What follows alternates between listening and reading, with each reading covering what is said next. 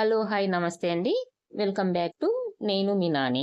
ఈరోజు నేను మాట్లాడబోయే అంశం వచ్చేసి నేటి మిత్రులే రేపటి శత్రువులు. ఇది ఒక్కొక్కసారి చూస్తే, వింటే నిజమేనేమో అనిపిస్తుంది. ఎప్పటినుంచో ఇప్పటి వరకు మనకు చాలా దగ్గరగా ఉన్న మన స్నేహితులే చిన్న చిన్న మాట పట్టింపుల కారణంగా, అపార్థాల కారణంగా శత్రువులైన సంఘటనలు మనము చాలా చూసే ఉంటాము. ఒక సుమతి శతకంలోని తాత్పర్యము ఇప్పుడు చెప్తాను చూడండి. కమలములు నీటిలో ఉన్నప్పుడు సూర్యకాంతికి వికసిస్తాయి. నీటిలో లేనప్పుడు అదే సూర్యకాంతికి వాడిపోతాయి.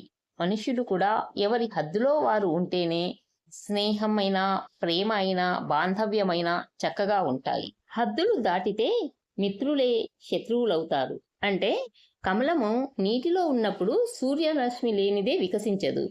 అదే కమలము నీళ్ళలో నుంచి బయటికి వచ్చిన తర్వాత ఆ సూర్యుడే, అంటే ఫ్రెండ్ లాగా ఉండే సూర్యుడే తనకు శత్రువై సూర్యుని ఎండకు వాడిపోతుంది. అందుకే అంటారేమో too much is too bad అని. స్నేహం అనేది పరస్పర నమ్మకంతో, ప్రేమతో, సహాయ సహకారాలతో ఉండే బంధం. మన తల్లిదండ్రులను ఎంచుకొని మనం జన్మించం. అలాగే ఫలానా వాళ్ళు నా తోబుట్టువులుగా ఉండాలి అని కూడా అనుకోం. కానీ మనతో ఏ విధమైన రక్త సంబంధం కానీ, ఎలాంటి పరిచయం లేని ఒక వ్యక్తి అనుకోకుండా మన జీవన ప్రయాణంలో పరిచయమై, ఆ పరిచయం నచ్చి, ఇద్దరి ఆలోచనా విధానాలు ఒక్కటై కాలక్రమేణా వాళ్ళు స్నేహితులవుతారు. అయితే స్వార్థం, అసూయ, అపార్థం, అహంకారం వంటి గుణాల వల్ల గొప్ప గొప్ప స్నేహాలు కూడా చెరిగిపోతాయి. ప్రతి మనిషి మన జీవితంలోకి ఏదో ఒక కారణంతోనే వస్తారు. కొందరు జీవితాంతం స్నేహితులుగా ఉంటారు. మరికొందరు ఏదో ఒక సమయంలో దూరమైపోతారు. స్నేహాన్ని కోల్పోకుండా ఉండాలంటే పరస్పరం ఒకరికి ఒకరు గౌరవించుకుంటూ, ఒకరి నమ్మకాన్ని ఒకరు నిలబెట్టుకుంటూ ఉంటే ఎవరి స్నేహం అయినా చిరకాలం నిలిచి ఉంటుంది. మన జీవితంలో స్నేహం అనేది ఒక అమూల్యమైన బంధం.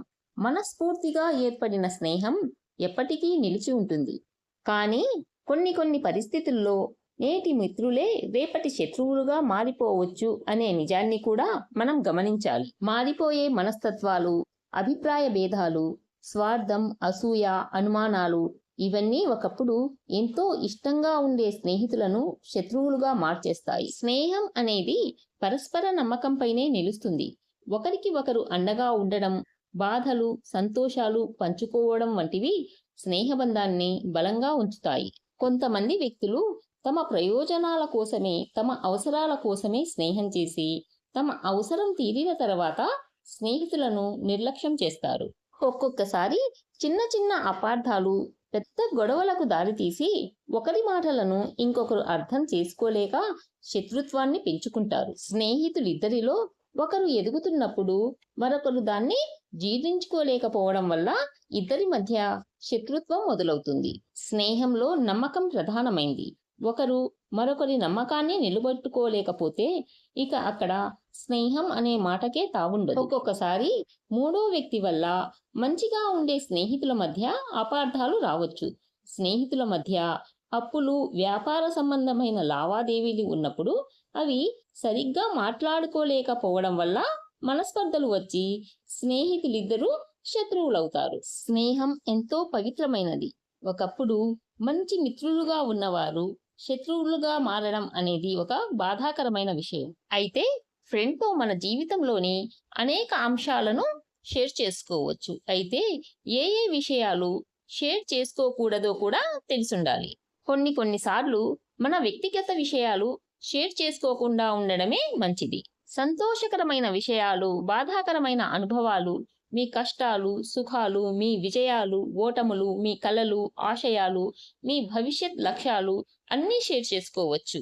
కానీ మీ ఇంటి ఆర్థిక విషయాలు, వ్యక్తిగత రహస్యాలు, బ్యాంక్ వివరాలు లాంటివి ఎంత క్లోజ్ ఫ్రెండ్ అయినా ఇలాంటి విషయాలు షేర్ చేసుకోకుండా ఉండడమే మంచిది. స్నేహం అనేది ఒక విలువైన బంధం.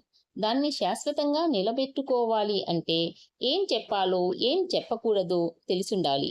అవసరమైన విషయాలను మాత్రమే పంచుకొని మీ గోప్యతను కాపాడుకోవడం ఎంతో ముఖ్యం. ఈ వీడియో మీకు నచ్చిందనే అనుకుంటున్నాను. నచ్చితే లైక్ చేయండి, షేర్ చేయండి అండ్ సబ్స్క్రైబ్ చేయడం మర్చిపోవద్దు. మరో మంచి వీడియోతో మళ్ళీ కలుద్దాం.